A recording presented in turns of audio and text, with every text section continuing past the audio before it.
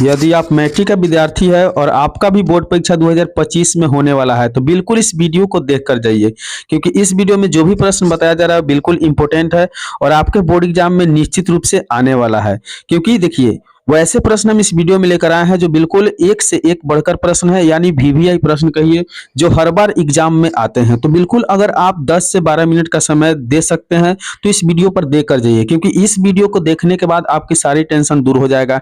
क्योंकि इस वीडियो में हम बिल्कुल चुना हुआ प्रश्न लेकर आए हैं, तो कोशिश कीजिएगा कि इस वीडियो को पूरे अंत तक जरूर देख लीजिएगा। तो चलिए हम देरी नहीं करते, वीडियो को शुरू करते हैं और देखते हैं कि आज के वीडियो का पहला प्रश्न दिया हुआ है, अगये का जन्म कब हुआ। यानी अगये जो थे उनका जन्म कब हुआ, यह आपसे पूछा जा रहा है। तो याद रखना है कि अगये का जो जन्म है वह आपको 1911 ईस्वी में हुआ था। कब हुआ था? 1911 ईस्वी में अगये का जन्म हुआ था। ऑप्शन बी बिल्कुल इसका सही उत्तर हो जाएगा, क्योंकि अगर आपके एग्जाम में इस प्रकार से 4 ऑप्शन आते हैं, ए, बी, सी और डी, तो याद रखना है कि कोई एक ही ऑप्शन जो होते हैं सही होता है और उस ऑप्शन को आपको इस प्रकार से ए, बी, सी और डी करके ओएमआर शीट में भरना पड़ता है। तो जैसे आपका प्रश्न बी सही है तो बिल्कुल आप बी को इस प्रकार से गोला लगाएंगे। तो बिल्कुल इस वीडियो को आप अंत तक जरूर देख लीजिए, क्योंकि इस वीडियो में हम वो भी प्रश्न है लेकर आए हैं जो बिल्कुल आपके बोर्ड एग्जाम के लिए इंपॉर्टेंट है।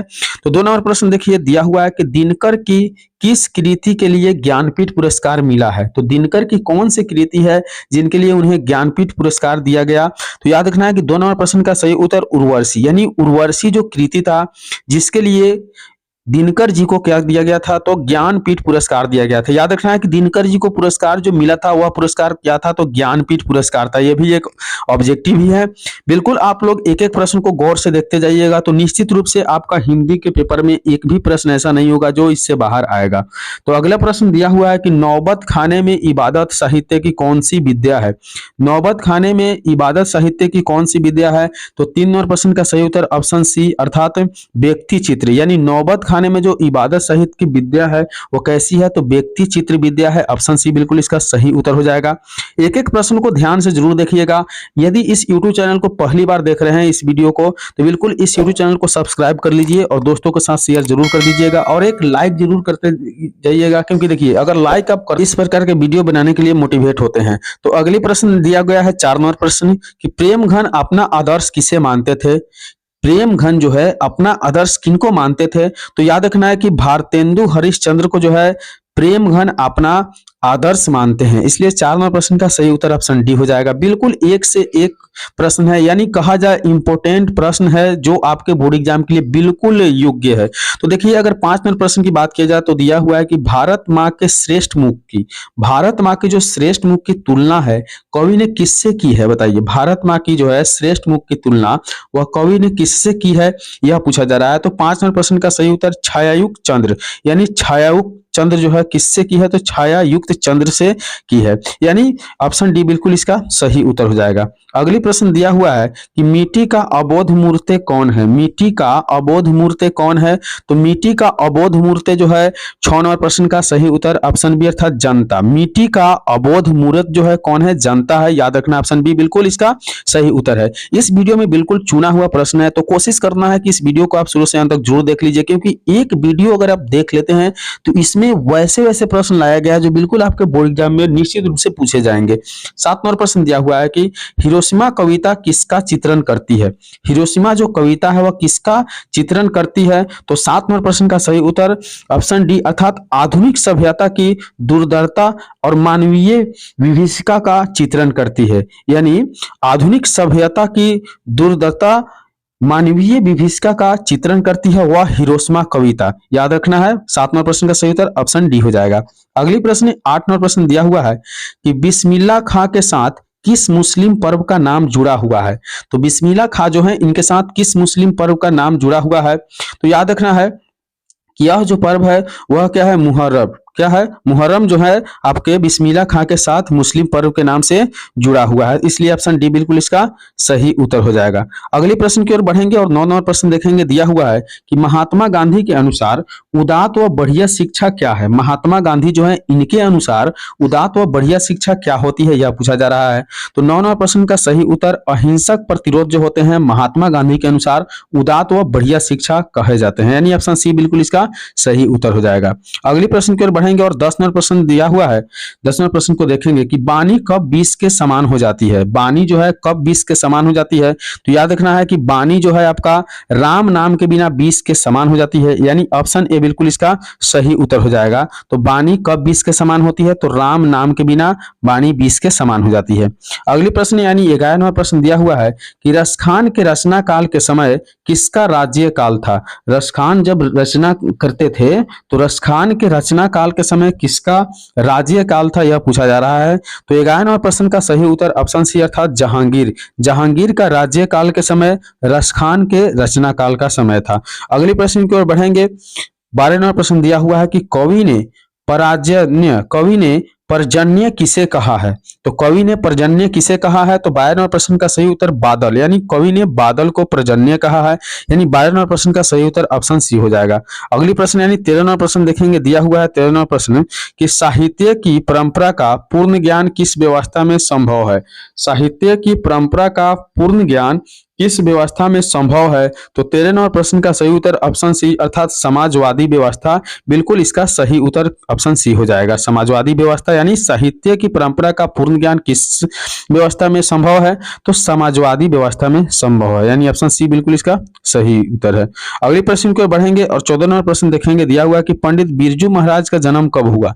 तो पंडित बिरजू महाराज का जन्म कब हुआ, यह पूछा जा रहा है। याद रखना है कि पंडित बिरजू महाराज जी का जन्म हुआ था 4 फरवरी 1938 में। कब हुआ था, 4 फरवरी 1938 में पंडित बिरजू महाराज का जन्म हुआ था। अगली प्रश्न यानी 15वां प्रश्न की ओर बढ़ेंगे। 15वां प्रश्न दिया हुआ है कि ला मादा मोजेल द अविन्यो किसकी कृति है। ला मादा मोजेल द अविन्यो किनकी कृति है, यह पूछा जा रहा है 15वें प्रश्न में। तो याद रखना है कि पिकासो की कृति जो है ला मादा मोजेल द अविन्यो, याद रखना है ऑप्शन बी इसका बिल्कुल सही उत्तर हो जाएगा। अगली प्रश्न यानी 16वां प्रश्न देखेंगे, दिया हुआ है कि ला शत्रुज, देखिए लिखा हुआ है कि ला शत्रुज का धार्मिक उपयोग कब से कब तक होता रहा। ला शत्रुज का धार्मिक उपयोग कब से कब तक होता रहा, तो 16वां प्रश्न का सही उत्तर ऑप्शन डी अर्थात 14वीं, क्या है 14वीं सदी से फ्रेंच क्रांति तक। 14वीं सदी से फ्रेंच क्रांति तक आपका जो है ला शत्रुज की धार्मिक उपयोग होती रही है, याद रखना है। अगले प्रश्न 17वां प्रश्न दिया हुआ है मछली। याद रखना है कि मछली कहानी में किस वर्ग का चित्रण है। तो मछली जो कहानी है 17वां प्रश्न में पूछा जा रहा है कि मछली कहानी में किस वर्ग का चित्रण किया गया है। तो इस प्रश्न का सही उत्तर है निम्न मध्य वर्गीय परिवार का, यानी निम्न मध्य वर्गीय परिवार का चित्रण किया गया है मछली कहानी में, याद रखना ऑप्शन सी बिल्कुल इसका सही उत्तर हो जाएगा। अगले प्रश्न की ओर बढ़ेंगे। 58वां प्रश्न दिया हुआ है कि बहादुर लेखक के घर से अचानक क्यों चला गया। बहादुर जो था वो लेखक के घर से अचानक क्यों चला गया, तो ऑप्शन सी इसका सही उत्तर दिख रहा है क्योंकि स्वयं के प्रति लेखक तथा उसके घर वाले को व्यवहारों में आए परिवर्तन के कारण, यानी लेखक और उनके घर के लोगों के द्वारा अच्छे व्यवहार नहीं किया गया, इस वजह से जो है बहादुर कहाँ चला गया, अचानक घर से बाहर चला गया। अगले प्रश्न की ओर बढ़ेंगे और 19वां प्रश्न देखेंगे, दिया हुआ है कि सहजात वृत्तियां किसे कहते हैं। सहजात वृत्तियां किसे कहते हैं, तो 19 नंबर प्रश्न का सही उत्तर हो जाएगा ऑप्शन बी, यानी अनजान स्मृतियों को सहजात वृत्तियां कहा जाता है। किसे, अनजान स्मृतियों को सहजात वृत्तियां कहा जाता है, इसलिए 19वां प्रश्न का सही उत्तर ऑप्शन बी हो जाएगा। अगले प्रश्न की ओर बढ़ते हैं और 20 नंबर प्रश्न देखते हैं। दिया हुआ है 20 नंबर प्रश्न में कि नागरी लिपि के आरंभिक लेख हमें कहां से मिले हैं। नागरी लिपि के आरंभिक लेख हमें कहां से मिले हैं, तो 20 नंबर प्रश्न का सही उत्तर ऑप्शन सी अर्थात दक्षिणी भारत से नागरी लिपि का आरंभिक लेख हमें मिला है, इसलिए ऑप्शन सी बिल्कुल इसका सही उत्तर हो जाएगा। अगली प्रश्न यानी 21 नंबर प्रश्न की ओर बढ़ेंगे। दिया हुआ है कि वेतमा दान पात्र किस समय का है।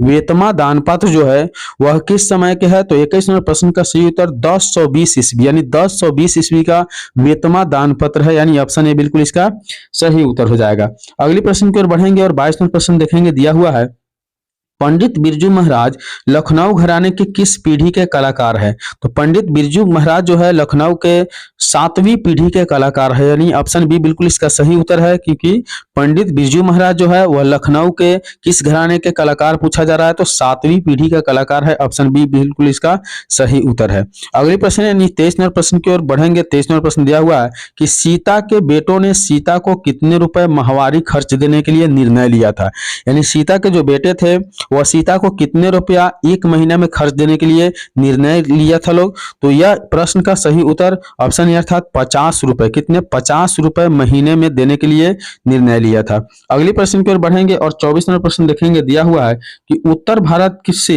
नागरी लिपि के लेख कब से मिलने लगते हैं, यानी उत्तर भारत से नागरी लिपि के लेख कब से मिलने लगते हैं। तो 24 नंबर प्रश्न का सही उत्तर 8वीं सदी से, यानी 8वीं सदी से उत्तर भारत से नागरी लिपि के लेख मिलने लगे, यानी ऑप्शन ए बिल्कुल इसका सही उत्तर हो जाएगा। अगली प्रश्न की ओर बढ़ेंगे और 25 नंबर प्रश्न देखेंगे। दिया हुआ है कि बहादुर को कितने रुपए चोरी का इल्जाम लगा था, यानी बहादुर को कितने रुपए की चोरी का इल्जाम लगा था, यह पूछा जा रहा है। तो 25 नंबर प्रश्न का सही उत्तर ऑप्शन बी अर्थात 11 रुपए के चोरी का इल्जाम बहादुर को लगा था। ऑप्शन बी बिल्कुल इसका सही उत्तर हो जाएगा। अगली प्रश्न की ओर बढ़ेंगे और 26 नंबर प्रश्न देखेंगे कि बुढ़ापा में कौन सा प्रत्यय है, बुढ़ापा में कौन सा प्रत्यय है। तो 26 नंबर प्रश्न का सही उत्तर जो हो जाएगा ऑप्शन ए अर्थात पा, यानी बुढ़ापा में पा प्रत्यय है, बिल्कुल याद रखना है। ऑप्शन ए बिल्कुल इसका सही उत्तर हो जाएगा। अगली प्रश्न दिया हुआ है 27 नंबर प्रश्न कि निम्नलिखित शब्दों में कौन सा शब्द शुद्ध है, निम्नलिखित शब्द में कौन सा शब्द शुद्ध है। तो याद रखना है कि उच्छ्वास जो शब्द है यहाँ उच्छ्वास, यानी उच्छ्वास जो शब्द है उच्छ्वास शब्द है, बिल्कुल करेक्ट है, यानी ऑप्शन बी बिल्कुल इसका सही उत्तर हो जाएगा 27 का।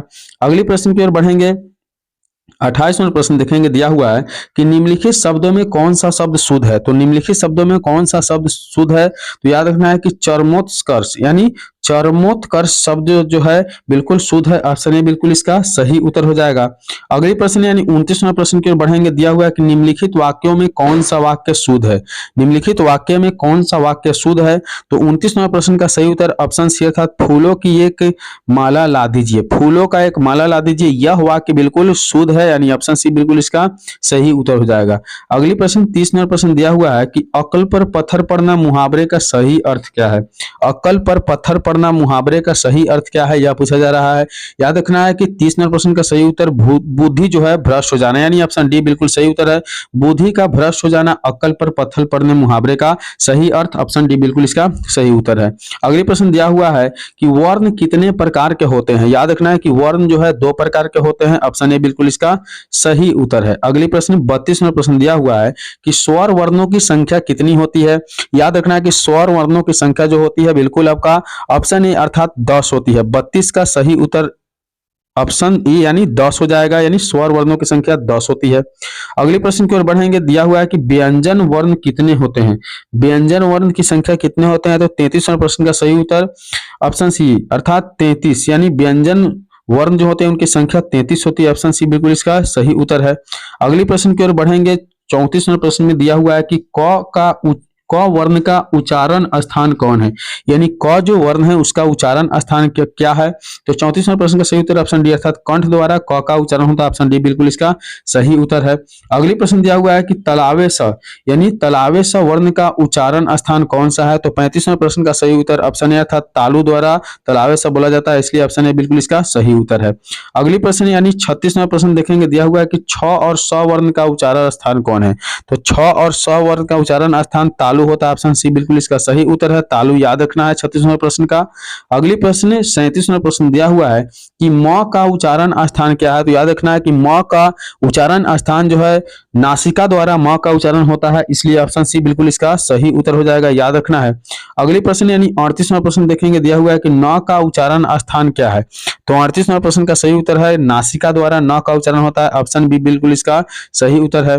अगली प्रश्न यानी 39वें प्रश्न में देखेंगे दीर्घऊ, यानी दीर्घऊ का उच्चारण स्थान क्या है। तो याद रखना है कि दीर्घऊ का जो उच्चारण स्थान होता है वह ओठ के द्वारा बोला जाता है, इसलिए 39वें प्रश्न का सही उत्तर ऑप्शन बी अर्थात ओठ हो जाएगा।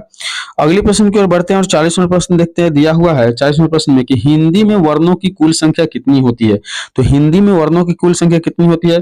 याद रखना है कि इसका सही उत्तर 44 हो जाएगा। हिंदी में वर्णों की कुल संख्या कितने होते हैं, 44 होते हैं, इसलिए इस प्रश्न का सही उत्तर ऑप्शन बी हो जाएगा। तो इस प्रकार से हम इस वीडियो में आपको 1 से 40 प्रश्न बताए हैं और कोशिश कर रहे हैं कि अगले वीडियो में आपको 40 से लेकर 100 प्रश्न बताए, ताकि वीडियो लंबा हो जाता है जो आप लोग देखना पसंद नहीं करते हैं। तो वीडियो कैसा लगा कमेंट करके जरूर बताइएगा और वीडियो को एक लाइक जरूर कर लीजिएगा। चैनल पर पहली बार आए हैं तो सब्सक्राइब करके बेल आइकन को जरूर प्रेस कर लीजिएगा। चलिए अगली वीडियो में मिलेंगे, तब तक के लिए बाय।